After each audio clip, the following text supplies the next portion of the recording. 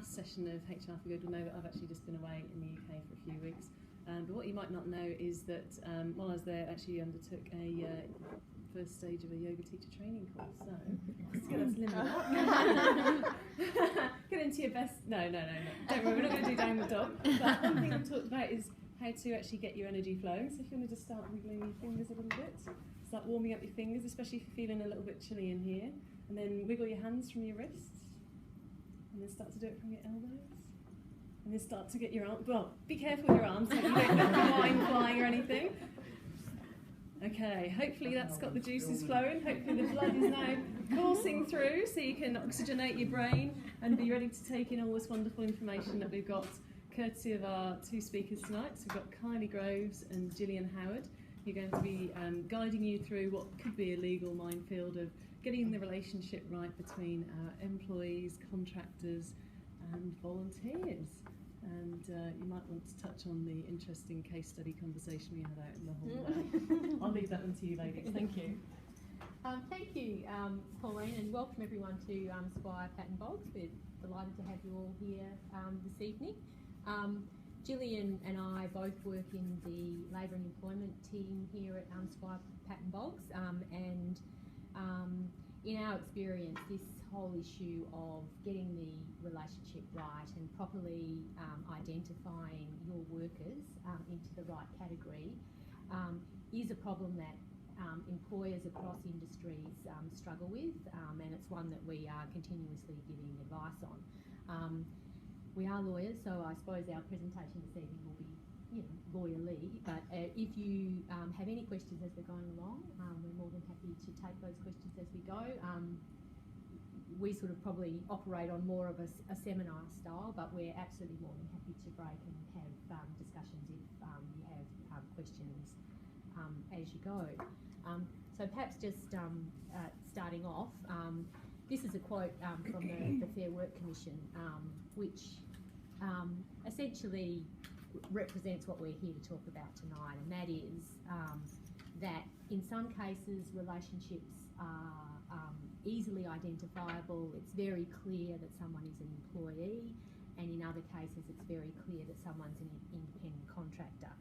However, there is what we call tonight a continuum, and where someone sits on that continuum is sometimes difficult to ascertain, whether they are closer to the independent contractor, closer to the employee status, and tonight we're obviously introducing the third element, which is that of a volunteer.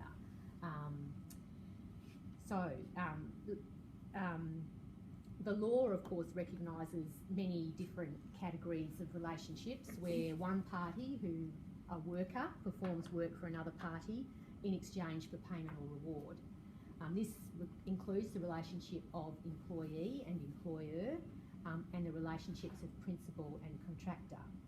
The law also recognises other separate categories of relationships where a worker performs work for another without an expectation or legal requirement for payment or reward, and this category includes volunteers.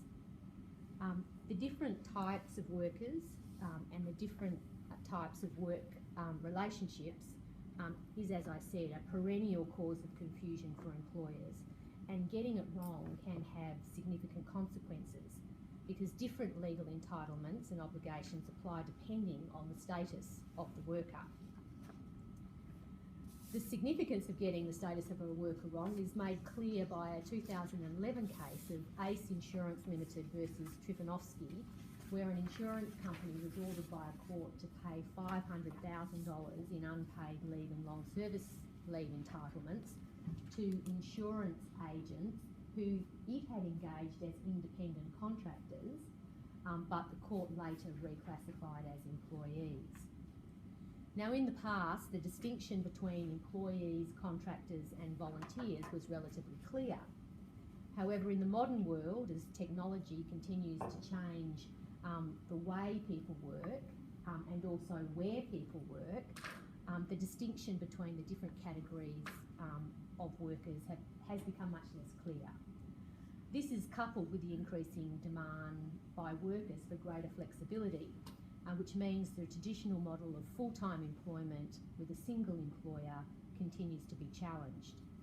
It's estimated in Australia that at least 30% of the workforce is now regarded as insecure or contingent. Now, while the notion of insecure or contingent workforce has a negative connotation, it's often referring to the increased casualisation of the workforce, but it also includes on-demand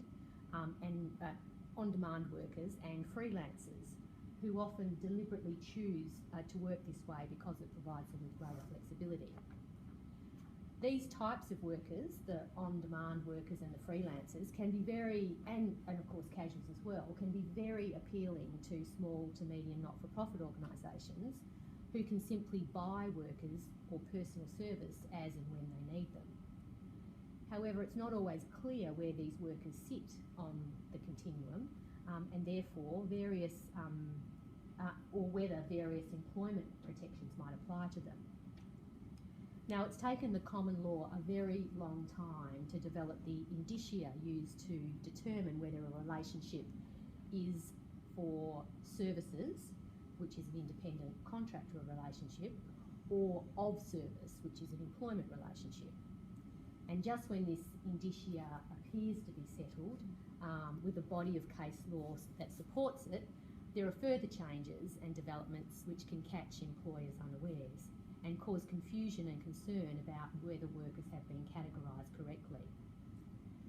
There's also, in recent years, been changes to volunteering. Gone are the days when volunteering was solely the domain of retirees. Now, many private sector organisations encourage their employees to volunteer by providing paid leave for volunteering. Squire Patton Boggs does that. Organisations employ volunteer managers and have selection criteria and processes for picking volunteers, which are the same or similar to those used for selecting employees. Young people looking to enter the workforce see volunteering as a way to gain valuable experience and increase their skill set. And some of the legal protections afforded to employees, such as under equal opportunity legislation and health and safety legislation, apply in the same way to volunteers. Now, there are some organisations, and your organisations might be among them, that are largely dependent on their volunteers to deliver the services and all the programs that they are involved in. And if volunteers are working alongside paid employees performing the same tasks and duties, then how does the organisation ensure that they're not creating employment relationships with these workers?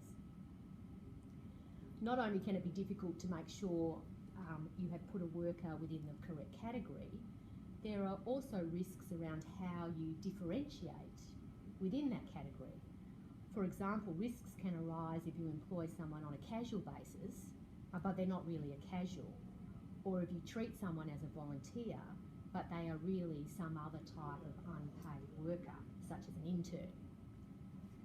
So today, Jill and I are going to take you through the various categories of workers, how the law differentiates between those categories, which will hopefully assist you to properly categorise your workers and ensure that you have appropriate arrangements in place that match those categories in terms of contractual arrangements and agreements, thereby enabling you to get the relationship right and avoid the potential consequences of getting it wrong.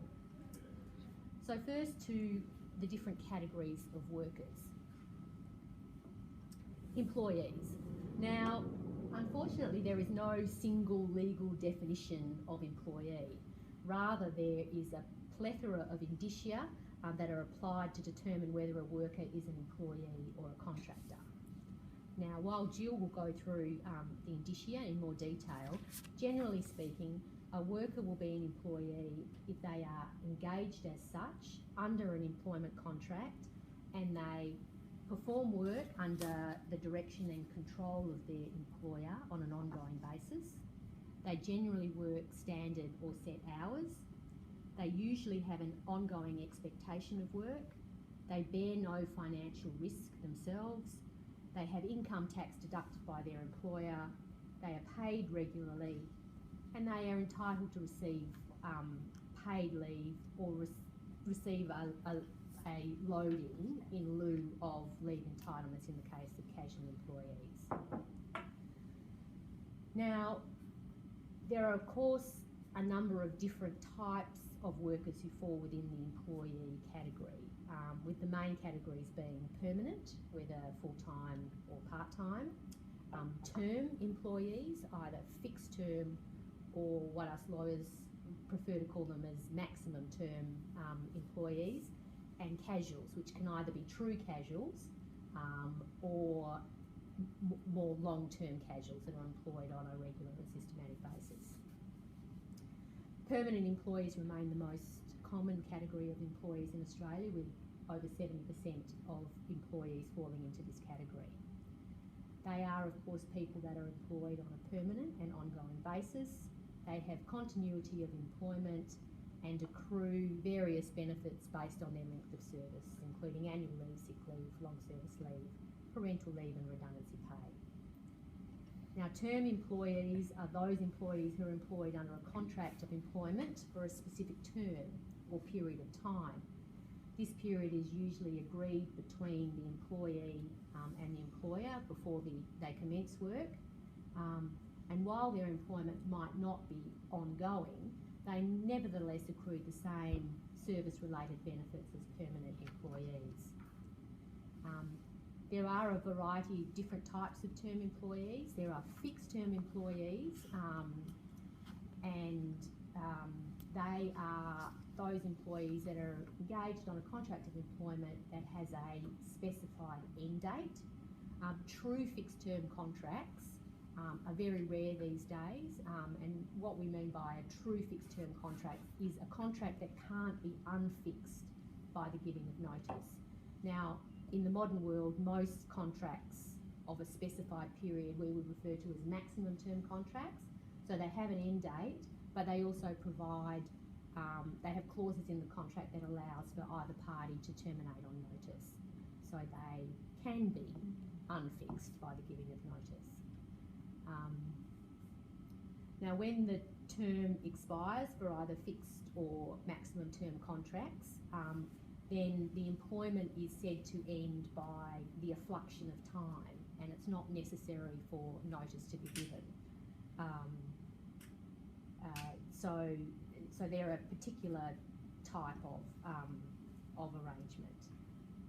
Other term arrangements include fixed task or project agreements, where an employee is employed to perform a particular task or work on a particular project, and the employment continues until that task or project is completed. And again, there's not a need to give notice for the employment to come to an end. It automatically comes to an end upon the completion of the work. Term arrangements, especially in situations where the position is dependent on funding, is becoming more and more popular. And even like in our industry, where in the good old days you would start as an article clerk and you would have a job for life essentially if you continued to perform okay. Even now at the entry level of legal graduates, some legal graduates are only being offered term employment just because of the uncertainty in the legal market and whether or not a firm will have sufficient work for them to do going forward. So I think term arrangements are becoming more and more popular.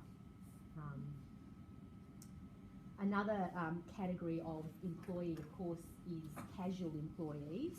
And typically casual employees are employees who don't have regular or systematic hours of work or an expectation of continuing work. And they're usually engaged on a daily basis. Most awards contain a definition of casual employee, and although the definition varies between awards, a common award definition of a casual employee is employees who are engaged and paid as such, and who are paid by the hour. Casual employees, of course, are not permanent, therefore they don't accrue the same benefits that are dependent on continuous service, such as annual leave, long service leave, sick leave, redundancy pay entitlements, etc. On the other hand, though, their rate of pay incorporates a loading to compensate them for the absence of both permanent employee status and the accrued benefits that come with that status. Now, while it's often clear at the start of an employment relationship that an employee is a casual, this can often become murkier as time goes by, and the issue can arise as to whether a casual employee has in fact become a permanent employee, or whether they've become entitled to some of the rights of a permanent employee. The significance of a casual employee status altering to one of a permanent nature is that they can become eligible for certain legal entitlements, such as annual leave, although in our experience that is quite uncommon because if they're receiving a loading in lieu of those. The greater risk is that they become protected from unfair dismissal, so they have access to unfair dismissal claims. The view that a casual's employment relationship might not always be consistent with characteristics of casual employment has been supported by case law, which has consistently held that there are essentially two classes of casual employees. So you have what are called the true casuals, which is a category characterised by informality, uncertainty and irregularity. And the other class being long-term casuals, which is characterised by working regular and systematic pattern of hours with an ongoing employment relationship. Now, it's the second class, obviously, where case law has consistently held that despite employees being employed as casuals and receiving a casual loading, they have a reasonable expectation of continued employment, and their employment takes on all the features of permanent part-time employment. Consequently, casual employees found to be permanent employees have been awarded leave and other entitlements, including severance payments in redundancy situations. So that's a trap that employers often fall into, yes. Is there a time frame? Like, do they say after 12 months of service or something like that? It becomes higher risk? I don't even think it needs to get to 12 months. So if you're, and I think, further on, I refer to a case where the courts have kind of looked at what it means, what a systematic pattern means, sort of thing, and it's a pretty low threshold. So I think the true casual is almost a thing of the past. I mean, there's very few people that work on the basis that they work a day here once a month, or I think that the more common way of engaging casuals is on a long-term basis. And I'm not saying that's necessarily a deliberate ploy on the part of employers, but what you often find is that students and other people that don't want to have permanent arrangements, they want the higher rate of pay. They want to be paid as casuals because they get the loading, and they want the flexibility about being able to say, oh, actually, no, I can't work this week, I've got exams or whatever. So I don't necessarily see it as a negative thing, but I think that is the pattern. And we've certainly had cases where we've had clients that have stopped offering casuals shifts because for performance or perhaps other reasons, and the casual has brought an unfair dismissal claim, and we've gone, oh, you're a casual, you can't bring an unfair dismissal claim. We've got a jurisdictional objection, but that's simply the threshold, as I said, by the cases is really quite low. And in one case, we had a situation where the employee had, over a 12-month period, even though he was kind of, when he was working almost full-time hours, so he was almost doing 38 hours a week, on a onward-looking roster, which you would think, oh, well, that's all permanent, but he had big chunks of time off. So in one 6-month period, he had like 2 months off, and in the following 6-month period, he had 4 months off.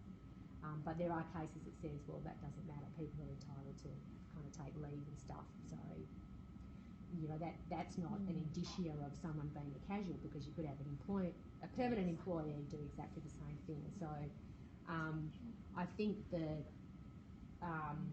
it's really difficult to resist an unfair dismissal claim from a casual unless they don't meet the threshold that applies to everyone, which is the 6-month qualifying period. So if you have a casual that's been on your books for more than 6 months and you're engaging them regularly, now, not necessarily for the same amount of hours every week, but sort of you're giving them some hours every week, and it's on an onward-looking roster, then or they have a place on the roster, then it's unlikely that you'll be able to resist a fair dismissal claim. When would the people fall into that long-term casual category then? Once they probably hit the 6-month mark.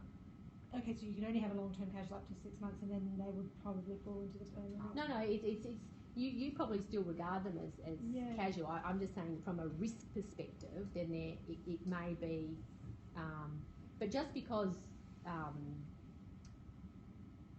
there's a whole, and I'm just about to get to the list of things that the courts look at in deciding if they're asked to. Because the situation usually only arises if a casual makes a claim against you because it says that you've not paid them something they're entitled to be paid, or you sacked them or something like that. In those cases, if it's like, oh well, I should have had annual leave, then you've been paid a loading that's compensated you for not having annual leave. So you, as an employee, you kind of have this set-off argument that. So the risk isn't so much around that, it's around you perhaps employers behaving in a way towards their casuals when they think they can get rid of them easily, when in fact they can't. Issues more. Yeah. So the distinction seems to be that the Fair Work Ombudsman will treat the casuals' entitlements in terms of have they been given that loading. yes. Whereas the Fair Work Commission will look at the employment relationship. So someone who takes an unfair dismissal claim won't have a claim for their annual leave against the Fair Work Commission. That would be an Ombudsman Yes, that's right. kind of issue. Yeah. The Ombudsman's going to say, well, if they were paid their 25% loading, from our perspective, they got their entitlements, so therefore there is no annual leave payable. Yeah. The other question then will be, if the Commission decide they should get their 2 weeks' notice. That's right. Yeah. That's right. So it depends on the claim brought. So the Fair Work Ombudsman claims are obviously underpayment claims where people are asserting that they haven't been paid what they're entitled to be paid, whereas the Fair Work Commission claims are unfair dismissal, adverse action, those It sorts of also claims. means the definition is inaccurate, because when the definition just says paid by the hour as a kind of leading indicator of what defines casual, it actually doesn't make any sense. Yeah. Usually, or It's most. insufficient. Yeah. Usually, most awards though, the casual rate is an hourly rate, and that's what you apply the loading to. It's always applied to an hourly rate. Would the hours per week count to that as well? Yeah, so the indicia that the courts will look at in determining whether casual employment is actually permanent employment for the purposes of sort of the unfair dismissal jurisdiction include the number of hours worked each week, whether a roster system is published in advance, whether the employment pattern is regular, whether the employee has a mutual expectation of continuity of employment, whether the employer requires notice before an employee is absent or on leave. There obviously you have that expectation with employees, but that's always been one of the, I suppose, benefits of casual employment. If you don't want to go to work tomorrow, you don't have to. You can just say, look, I'm not available, and there shouldn't be any consequences of that. Whether the employee has a reasonable expectation that work will be available, and whether the employee works to consistent starting and finishing times. So all those things, look like permanent employment. So if you have more of those than less of those, then that's all heading towards it looking like a permanent employment relationship for the purposes of a casual accessing the unfair dismissal jurisdiction. And a recent example of this is provided here, which is a Baker's Delight franchise where they that the details of the case are up there, and essentially, I suppose the interesting part is the quote from the full bench down the bottom, where they're talking about some of those indicia, and essentially the term regular should be construed liberally.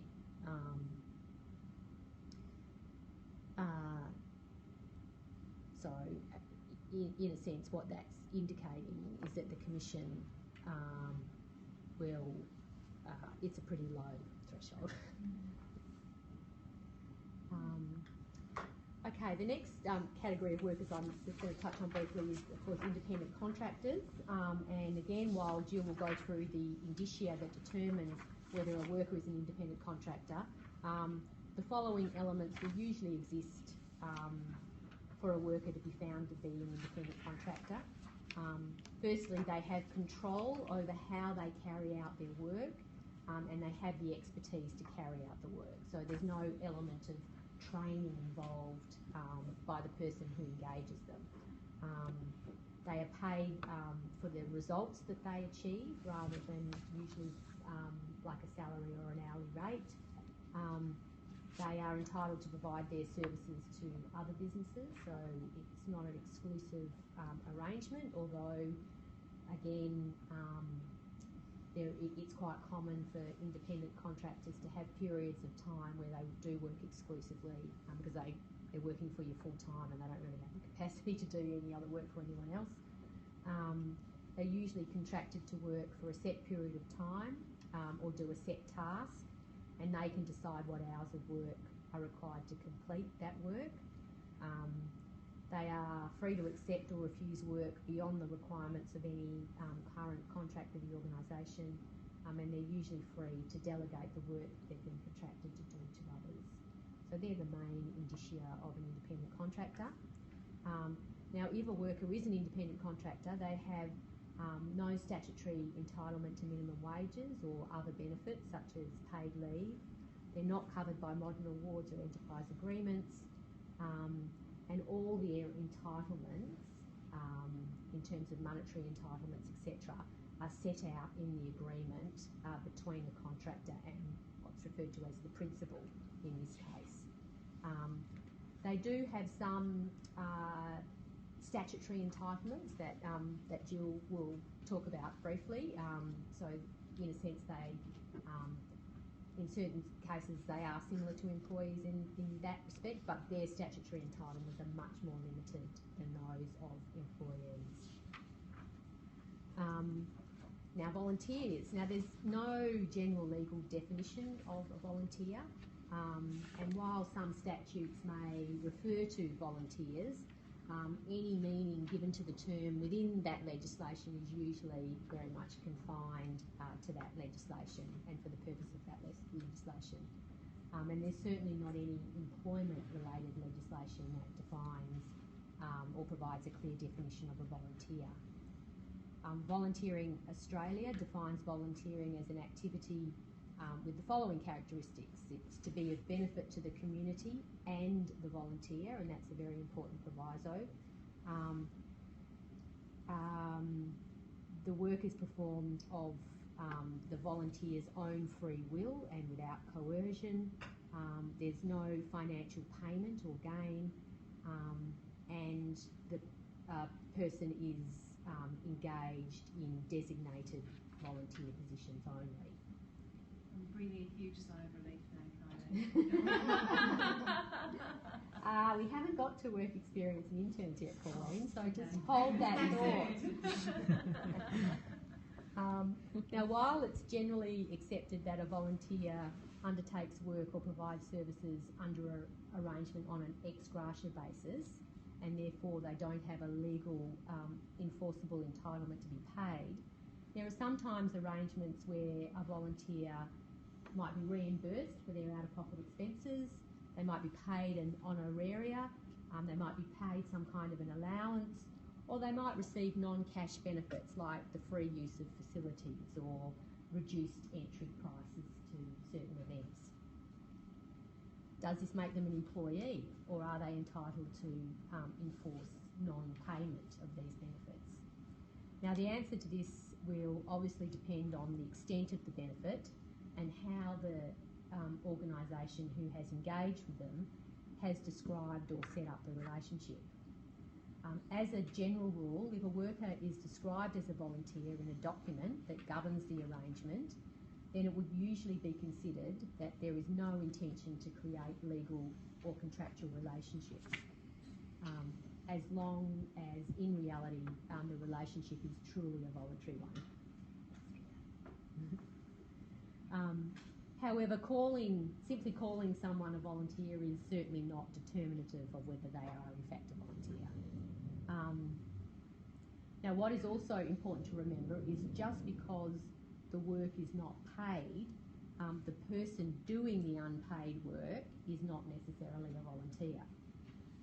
There are a number of types of work where the worker performing the work is not paid, but they're not necessarily a volunteer. And they include, for instance, community service work performed under a court order, and work activity that attracts government payments, such as work for the dole. Other types of unpaid work include vocational placements, internships or work experience, or unpaid work trials. Now, while a worker in these situations may not be paid, they're not volunteers, and we're just going to have a look at some of these relationships a bit more closely. Vocational placements are dealt with by the Fair Work Act, and under the Fair Work Act, provided that 4 criteria are met, vocational placements will not, regardless of any other characteristic, constitute an employment relationship. The 4 requirements that must be met are there must be an intentional placement of a student arranged for the purposes of education and training. The student must not be entitled to any pay for the work they complete. The placement must be done as a requirement of an education or training course. It may constitute an individual subject or module of the course or an elective selected by the student.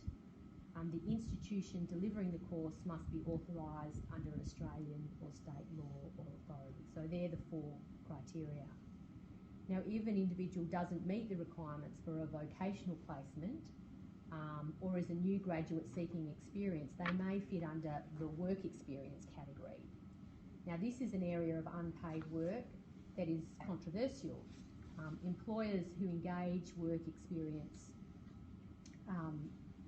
people are at risk that the students or graduates or other people that they engage are in an employment type of relationship.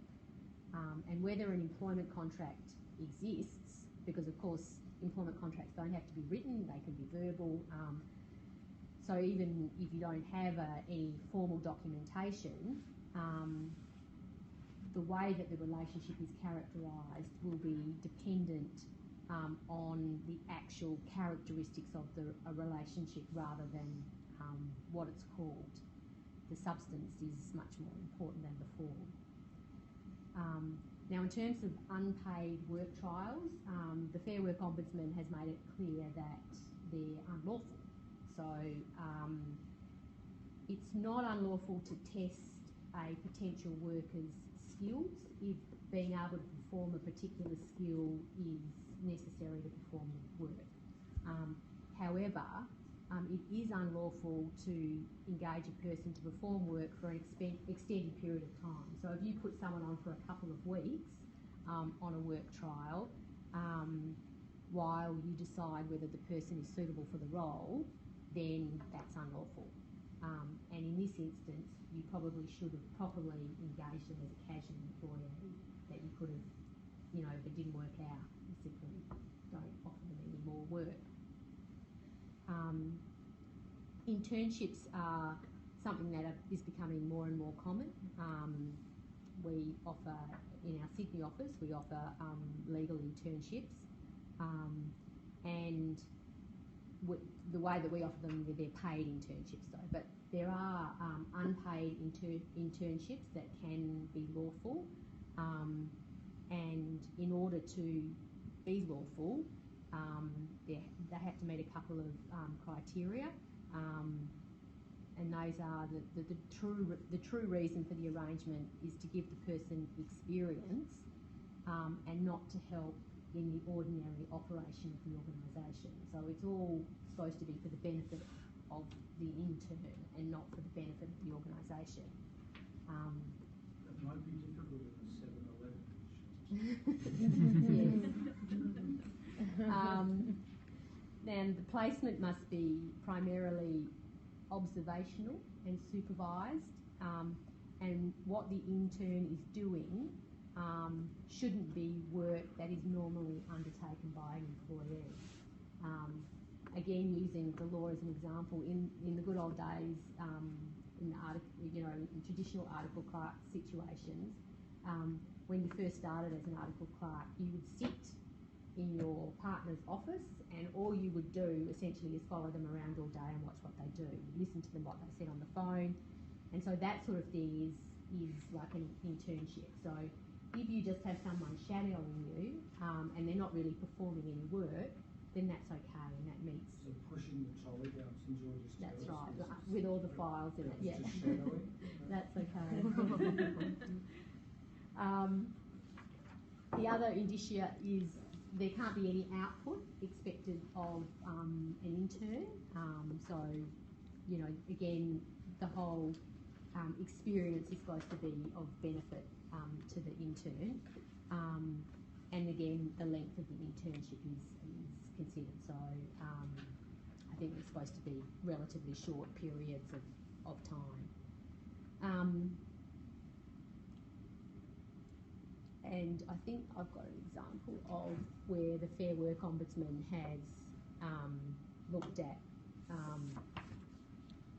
a situation, and this shows the consequences of deliberately categorising someone incorrectly.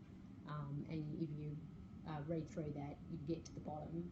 The respondent was fined a significant amount of money because it had engaged in a deliberate course of conduct and had shown no contrition.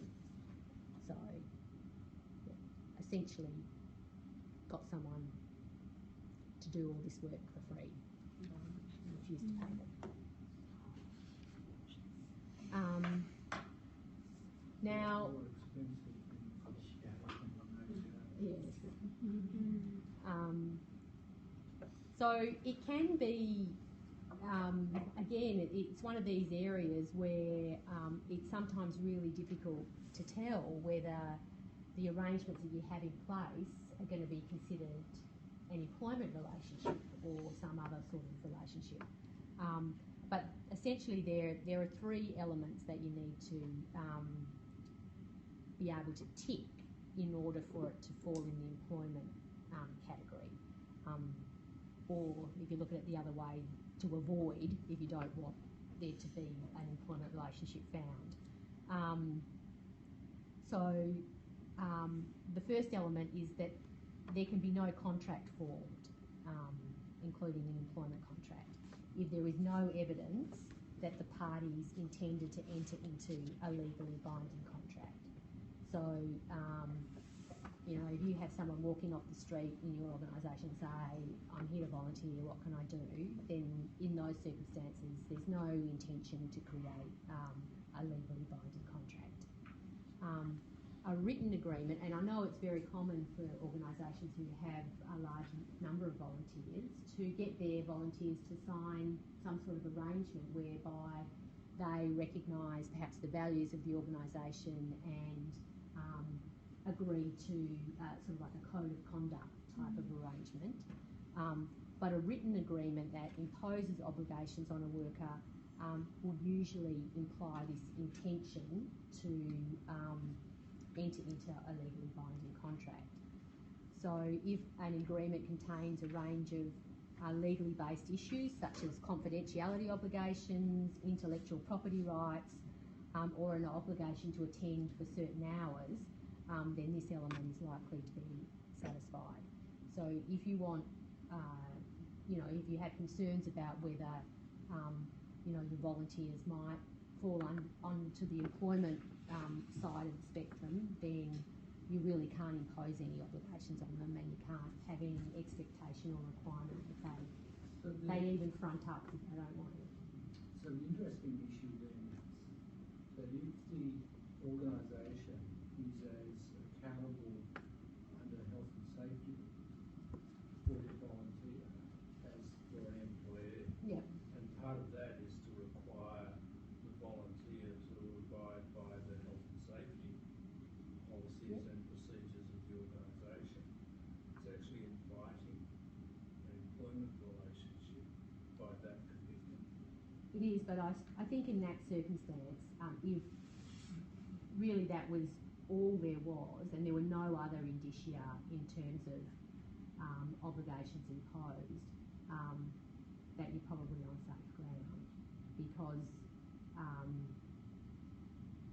it's a bit different under the state, like the harmonised legislation is much clearer in terms of volunteers, and everyone's just referred to workers, and volunteers are all in the same bucket.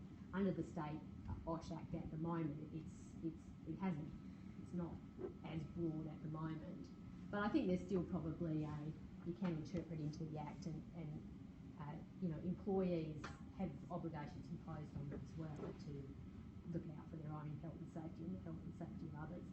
So I think similar obligation would be imposed on, so it's a mutual obligation there. Where would you put the sausage sizzle that many not-for-profits undertake outside their Bunnings store? Yeah. Where it's volunteers who are actually running the sausage sizzle. They're not there for observational purposes. They're actually there to generate income Yeah. for the not-for-profit. Yeah, but they're volunteers because it's goodwill. They're not, presumably they're not paid for it.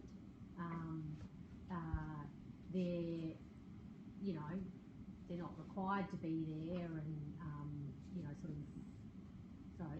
I think they're volunteers. You might, as an organisation, you might have some guidelines that you'd like them to follow in terms of safe food handling and all that sort of thing, but I think that's entirely appropriate, and that the imposition of those sorts of responsibilities wouldn't tip you over into the employment sphere.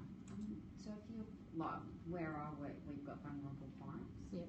So getting them to sign saying confidentiality, because we deal with people who might have mental disorders, that kind of thing, and they need to know that in order to deliver the services. Yeah. They sign something like an agreement along the lines of this is how we expect you to in our organisations. We'd go into some platform of not necessarily. The flip side of that is again, if there's none of the other things present, and all you're getting them to, but the other thing is that it's probably completely unenforceable. Yeah. Okay. Because with volunteers, sometimes you have issues getting them, like you need certain behaviours from them. Yeah. You've got vulnerable clientele, but you make sure that they're behaving in a certain way. Yeah. And so you get them to sign saying that this is what our expectations are, so you can then put them in line if necessary. That's right. So it's more about exactly that word. These are our expectations. Yeah. These are our guidelines in terms of what we regard as appropriate behaviour. As one of our volunteers, we have an expectation that you behave in this way. Yeah. So intellectual property, if you put that in there, then you're bordering on the contract. Yes. So that shouldn't be anywhere near an agreement. No, because unless they're, it depends on the way you go. You could have volunteers who, as part of their volunteering. The reason that they're volunteering for you is to assist you in creating ideas or systems or like whatever. A spreadsheet or something that could generate something to help the process. Yeah, or just even, you might have volunteers who have particular skills in graphic design or something like that, and they're creating logos and stuff for you, and they're doing that deliberately on a volunteer basis. So in those, protect that, right? That they create something for you. Yeah. you may be able to. They might need to sign something that says I've done this of my own free will and I'm gifting it. I'm gifting it to them. So they agree they're volunteering in that space. Yeah. So the second element, so we dealt with the first element, which is this intention to create legal relations. The second element is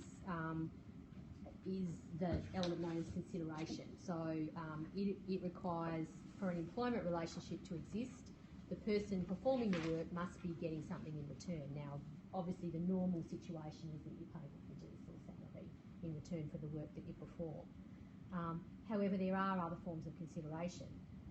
For instance, if a student or recent graduate is undertaking work to gain skill or experience for an employment opportunity, then they will be receiving consideration and would have satisfied this requirement. So again, it's just some caution needs to be exercised around that.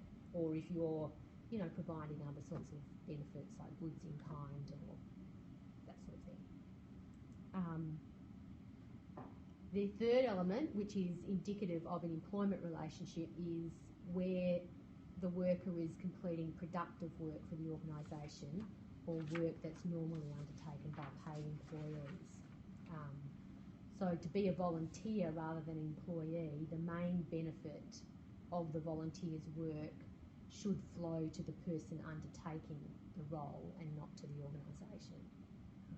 Which I mean, that's what the kind of the law says, but I find that a bit hard to how you would differentiate that. Where to it's obviously both by them.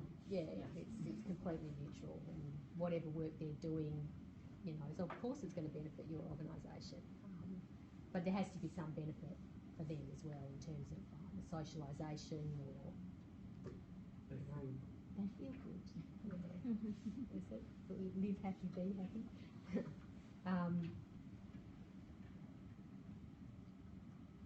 Now, of the three contractual elements that we've talked about, that indicate an employment relationship, this element, so the one of work benefiting the organisation, is the key factor in distinguishing interns or those completing work experience as volunteers and not paid workers. So again, I've said that for interns and people like that, it's got to be observational and not real work that's benefiting your organisation. And as I said, if an arrangement is a true volunteer arrangement, then any formalised agreement would not be enforceable by either party to the agreement. So an organisation can't impose obligations or duties on volunteers or subject them to disciplinary action. And while some kind of agreement might be valuable so that volunteers understand the nature of their role, such an agreement should be phrased in terms of expectations, as you pointed out, rather than obligations or duties. And it wouldn't operate as a contract, but more as a set of guidelines that establishes a mutual understanding between the volunteer and the organisation. So now over to Jill. To talk about the tricky differences. Contractors. Yes. I think it's fair to say that this area is somewhere where we have seen an increasing number of cases that have been coming through for people that have wanted to challenge their status as an independent contractor. And as Kylie mentioned, the cost of that can be quite considerable for organisations. So the ACE case, and as Kylie said, it's a compensation order of $500,000, and of course that didn't include what they might have spent in terms of legal costs or the management time and even contesting those cases. So it is significant for organisations, and it can impact not just on one company, but sometimes whole industries. And now I'm going to have to get up because I can't do it on there.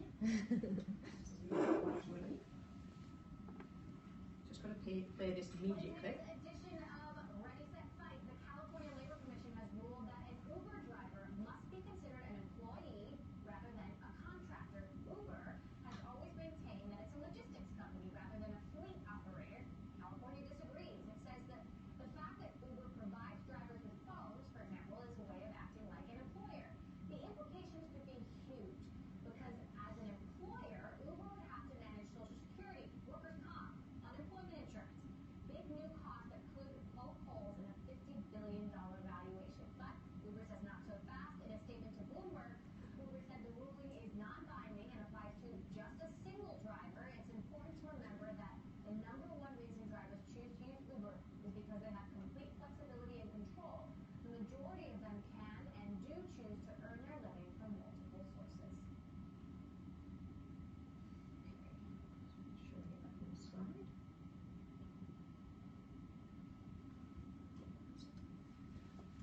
obviously, you might have noticed on the slide that was now a little while ago, last year. And of course, it only involved one person, but not long after that, things moved on because they then got a class action in which around 160,000 drivers in the US decided to bring a class action against them. And they were a little bit more worried about that, and they ended up settling it ultimately for $100 million. Although apparently that was cheap by what they could have faced because the claims were worth about 200 million, so it would have had a quite significant effect on them. And obviously this case was in the US rather than here in Australia, and as of yet there has been no cases against Uber. None that have challenged employment status yet. So there was one because there's a modern award that actually covers transport. Yep, there is indeed. And my understanding is that because there was an issue. I mean, I don't have a long debate about the taxi industry, but there was a particular rule around kind of commission payments structures which applies to the taxi industry, but doesn't appear to apply to Uber or Chauffeur or any of the others. And there is a really strong argument they're employees, not independent contractors. As we're going to come to. And it is also worth noting that there is a UK case this week in the employment tribunals in the UK against Uber again for the same issue, again a class action, so things are not looking too great for them. But it's not just limited to Uber, and there was an email actually just popped up this afternoon which talked about an announcement by Maurice Blackburn, who said that they're considering a test case against a couple of food delivery companies in Victoria in respect of delivery drivers, so it's probably something very similar. What you do, you basically book an Uber, but it's not Uber, but you book someone like an Uber who goes to your favourite restaurant and picks up your food. Yeah. So very similar. They classify themselves as logistics-based companies, and all of their workers are engaged as independent contractors. So it is an issue which is likely to be tested in Australia. And they're paid considerably less than the award. Indeed. And it'll be interesting to see what the courts make of it. And if you look at the Uber circumstances, the driver has no control about how much they charge. That's set by Uber. They are responsible for fare collection. They deposit the money in the driver's account and take off their percentage commission from it. They have to use an Uber provided phone, and the legal contract that they have effectively indicates that it should, however, be an independent contractor arrangement. On the other side of this fence, they don't wear a uniform, they've got no Uber logos, they've got their own cars, their own operating costs, their own insurances, responsible for their own tax. So there are a lot of factors that go either way, and I guess that's what comes to the issue we're going to move on. But I mean, around the table, who thinks, when ultimately it's challenged, that Uber's drivers could be found to be employees or are likely to be found employees? Show of hands, who thinks that on those kind of facts that it's an employment relationship rather than an independent contractor? Anybody want to stake their claim? Indeed, and I think that's probably, as you'll find as we go through where we're going to come to, and it's all right. Part of the problem is that there's no real clear test about this. None of the legislation or the common law provides us a definition of what it actually is an independent contractor. And instead, as Kylie indicated, what's happened is that over time the case law has developed the test that the courts are going to apply to this, and eventually they've settled on what's known as the multi-factor test, which involves, in essence, weighing up a lot of those factors that I just outlined with Uber, and as Kylie touched on earlier, to try to see where the balance lies. And simply an organisation entering into an agreement and calling the relationship an independent contractor one, or engaging somebody through an interposed entity, so having them set up their own company through which they're engaged, or making them use their own equipment, is not going to determine the issue, although those factors will be certainly very important. In essence, the courts are going to throw it all in the mix and look at the whole arrangement, and if they think that an agreement is being put in place to describe the arrangement, which is not actually how it operates in practice, then they're prepared to look behind that and pierce any corporate veil that might have been put in place that actually doesn't represent truly what happens. So, like I said, the big question is, how exactly do you know? And sadly for employers, the answer is it's a bit of a guessing game. Some arrangements are going to be pretty clear cut, others not so, and as one of our colleagues likes to describe it, it's a real 50 shades area of the law, as she likes to say. So these on the next slide are the indicia that the courts look at. This is the one for independent contracting, and Kylie's already run through a lot of them, so I'll not spend a lot of time on them. But the most important ones that come through in from the cases are those that are asterisked up there. So there's a real focus on control. Is the individual allowed to decide how, when, in what way they actually undertake the work? Are they able to delegate or subcontract that work to others, or do you require them to perform the work personally? And also, are they able to provide those services to somebody else? So they're probably the ones that have the most focus, although certainly are not alone. And I'm going to come on to a case where actually that was totally turned on its head, which is very helpful. Which of those would be indicators for sham contractors? That's a whole other slide that comes a little bit later on. None of them necessarily would indicate sham contracting per se. It all depends upon a lot of factors, but quite often how the arrangements have started and how they've developed. A lot of the sham contracting cases, people start as employees and then there's some attempt made to change the relationship. They're the ones that are most common. But it comes down to really the sham arrangements where people assign a label to something which they actually know genuinely is not the way that it's. More obvious.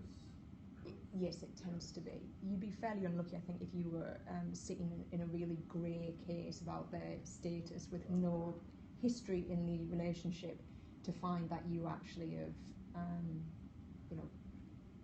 undertaken sham contracting. And then again, the ones that are indicative of employee, which you'd expect to see, so the employer indicating how they want the work to be performed, supervising the work, determining the hours that the individual should work, paying a salary rather than it being paid by results normally, and as you'd expect, not going and working for other people providing the same services.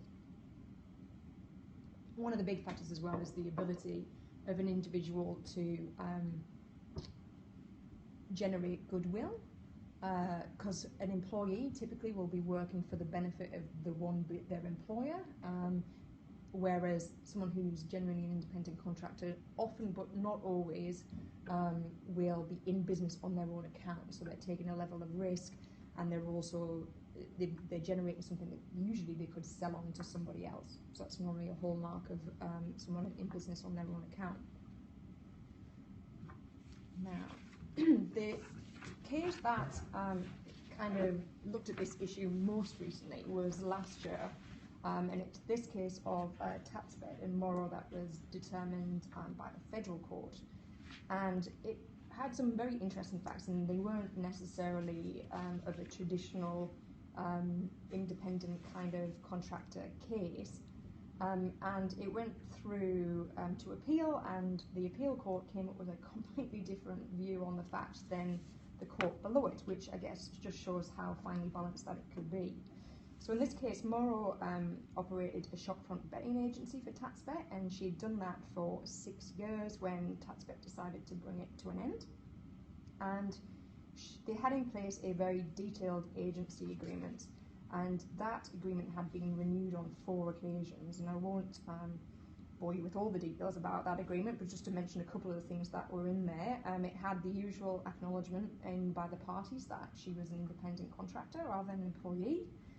She wasn't allowed to assign the agreement to anybody else. There were a lot of things that Taxbet undertake to provide, so obviously the premises, things like the office furnishings, the betting terminals, the race broadcasting system, promotional materials, or lots of equipment. She had to personally attend at least 32 hours a week, which you'd normally think, okay, that's sounding more like an employee kind of situation. And she also was required to open the premises particular days and set hours depending upon TaxBet's requirements. So Morrow went to the federal court. She said that she was an employee and she pursued an adverse action claim against them. And at first instance, that judge looked at it and said, yeah, I am satisfied that you are an employee because TaxBet clearly have a lot of control over the way that you conduct your work. It provides the premises, the plant and the equipment. And she, in essence, worked, as I said, only for TaxBet. So again, it was this whole issue of not being able to generate goodwill and work in business on her own account. It went then to the full federal court on appeal, and they said, sorry, we disagree, and we think that that reasoning's flawed. And they said, they thought the court had fallen into this trap of looking about whether or not she was an entrepreneur, where that's not really the test that you should apply. It is she actually an employee in the business? And they decided the complete opposite, and that she actually was an independent contractor. And the reasons what they found that was that they looked, for example, at the agency agreement and said, all right, it's not enough normally just to say this is what we expect the arrangement to be. But they were influenced by the fact that she'd entered into this agreement 4 times. So it was difficult for her to argue that she'd been forced into some kind of arrangement when she'd agreed to it on 4 separate occasions. They were influenced by the fact that she wasn't required to perform all the work herself, so she could and did employ other people within the agency, and importantly, she actually took on the responsibility of employer for those individuals, so she paid for them, she had workers' compensation responsibility, she even negotiated an enterprise agreement with them, so there were quite clearly indicators that she considered herself the employer of these particular individuals. Her personal income was only about 1/3 of the gross remuneration that she took for the agency, and the rest obviously she paid out in wages and so on. And also she was responsible fully for all the taxation arrangements, so she was responsible for GST and for submitting BAS statements and so on. So they came down in favour of independent contractor status. So I guess it was a very interesting case, and it just showed that it really could have gone either way because there were factors that pointed quite strongly, in my view, in both directions. It does make it difficult for employers, but it does show that they won't look at single factors and they will look at the relationship as a whole to get a sense as to which side of the balance that it's going to fall on. Now, oh, sorry, that was just the second part of the court's decision which I talked through.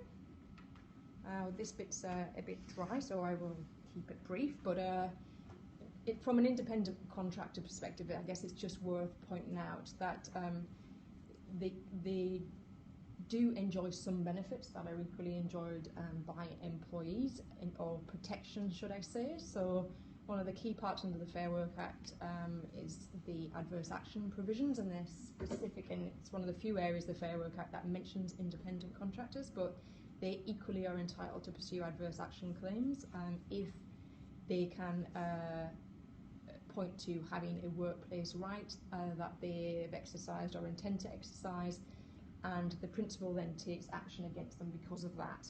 And that usually in the contracting space is probably going to be if you terminate their contractual arrangements, as was the case in that TaxBet case. So that's just something to bear in mind. And then moving on to the sham contracting provisions that you mentioned earlier. Again, this is a provision that's specific to contractors, and as Pauline highlighted in the invite to the seminar, it's something that's becoming an increasing focus to the Fair Work Ombudsman. I don't think there's a week goes by where these days there doesn't seem to be some mention of a case that's been investigating. And it's a particular concern in certain industries where there seems to be a number of cases where employers are disguising employment relationships as independent contracting relationships in order to deny workers their minimum entitlements under awards or enterprise agreements. The purpose, obviously, of the sham contracting provisions is to discourage these type of arrangements and make them unlawful. So the sham contracting provisions effectively prohibit any person who employs somebody from misrepresenting to them that their employment contract is actually a contractor agreement.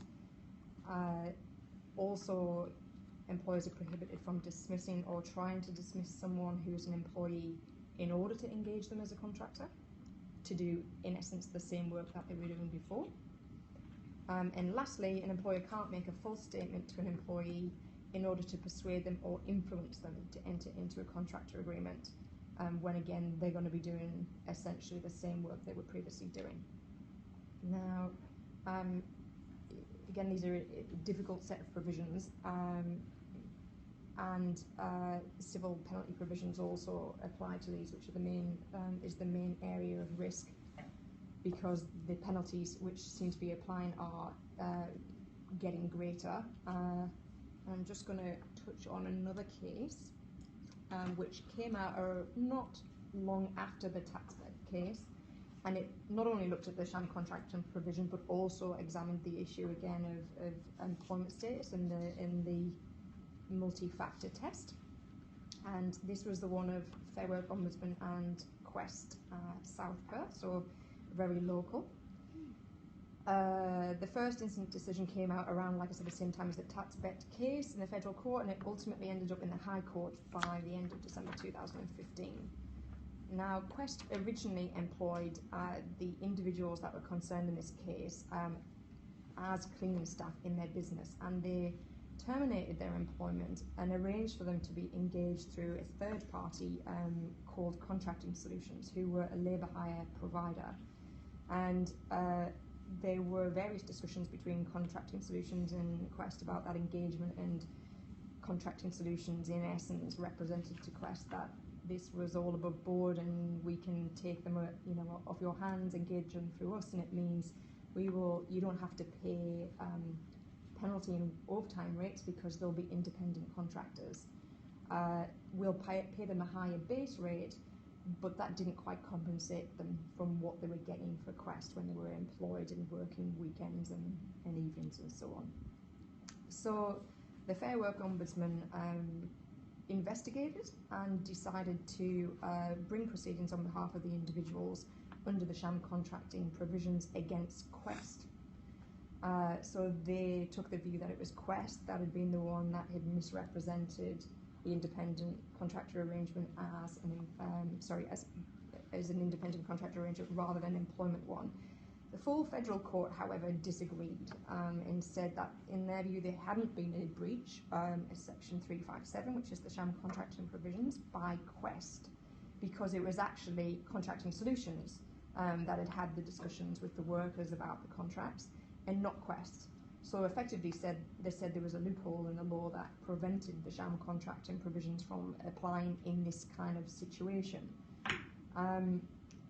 They also, like I said, looked at the nature of the relationship between the workers, Quest, and Contracting Solutions, and they said that there wasn't actually an independent contract relationship, and that in fact they took the view that they were more likely to be employees of Quest instead. And there's a lot of discussion around where you have this triangular relationship when an employment relationship can be implied, but they were prepared to do it in this case, and they said this was a clear case. These cleaners were doing nothing different in their work for Contracting Solutions as they had been when they'd been employed by Quest. They certainly were not working in any entrepreneurial capacity. Their work was controlled. They still wore the uniforms that Quest had provided when they were employed by them. It was quite a clear example. It then, however, like I said, went on to appeal in the High Court by the Ombudsman about the sham contracting provisions. And the High Court actually disagreed with what had happened in the Federal Court and said there was nothing in the Fair Work Act that warranted a narrow interpretation of it. And in effect, it didn't matter who in this case had made the representation. And the point was there had clearly been a representation that had been incorrectly made about these individual status, and it fell squarely within the scope of the mischief to which the prohibition had been directed. So we don't yet know what the penalty is going to be. It's been referred back to the Federal Court to determine that, and I can't see that it's yet been listed for a determination on that. But I suppose the key takeaways from those cases is that you're in a very dangerous situation if you try to put in place any form of arrangement, even using a third party, to try and avoid the entitlements that employees might otherwise have under modern laws or enterprise agreements or even the national employment standards. And unfortunately, I can just see that those circumstances increasing. Now, the next ones I'll go over pretty quick because I know that we've been talking for quite a while now. This slide just summarises the consequences if any individuals are found to be employees if they were not engaged originally on that basis. So, as you'd expect to see, unpaid employment entitlements, the sham contracting provisions, as I've just touched on, along with the maximum penalties that could be imposed, potential breach of contract provisions, and most of those will be directed at things like notice. So if you've got someone contractor that you haven't given notice to, or a casual. Of course, unfair dismissal, that's probably the most self-evident one, and adverse action, although, as I noted, that protection can be wider than employees in any event. Breach of contract. Yes. Federally, where would you take that to? Well, you could bring it in the state as well as in the federal system. It would be federal circuit. You have to, if there's a pure breach of contract claim, it's difficult to get it into federal court unless you can find that you can marry it with some other minimum breach of some Commonwealth or federal statute.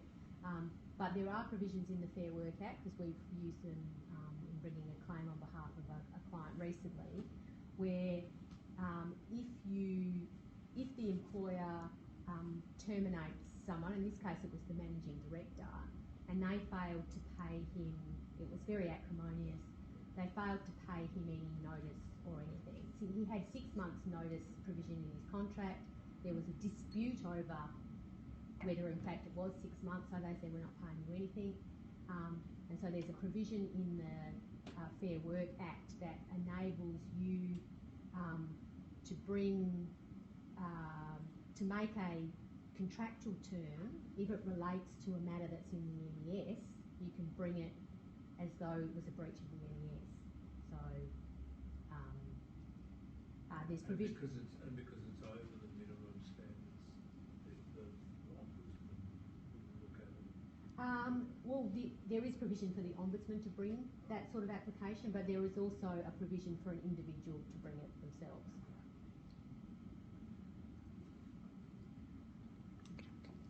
The next one, we popped a slide in there, but I'm not really going to talk to it because I'll be completely honest, I don't know very much about tax, so I can't profess to be an expert in this at all, but obviously there would be tax consequences for someone that's found to be an employee, although that consequence equally falls for the employee because they can't expect to have a windfall. So that sometimes can, in our experience, can act as a deterrent for people to challenge employment status on their own. One of the original concerns or definitions of the distinction between an employee and contractor was not having more than 80% of your income That's the tax. from a single source, which would be a tax. Yeah, question. Yeah. Yeah, the tax test. The text, well, I can't speak now. The test that the ATO provide is not necessarily exactly the same as what the common law test is, and that in itself causes, I think, confusion for employers, because it's not a distinction that everybody would And know it's the same about. with super as well, which is Yes. linked to tax, but it's Different a again. completely different test. Because it's all about whether you're providing whether Personal or not service. personal service. Yeah. So even you could be a genuine independent contractor, but still have an entitlement to it because they apply a different test, which is very, very helpful. And then just a few other bullets there about other potential consequences that can flow. So obviously, if you have treated somebody not as an employee but someone of a different state, then there's a risk that the necessary insurances for them would not be in place. There could be issues about failure, as you touched on earlier, to recognise certain duties under health and safety laws. The possibility that you find yourself vicariously liable for the actions of someone who you hadn't regarded as your employee, and also an uncertainty about whether actions of your workers could be caught by some of the anti-discrimination or anti-bullying laws. The bottom one there, are the benefits in terms of government payments, that would be in relation to, what did we decide we were... Sort of like things like work for the dollar and stuff. Yes. So certain, if you are a certain category of worker, then you can get government payments. Yes, so there may be a greater consequence for the individual in terms of their ability to... Yeah, paid parental leave. That's right, yeah.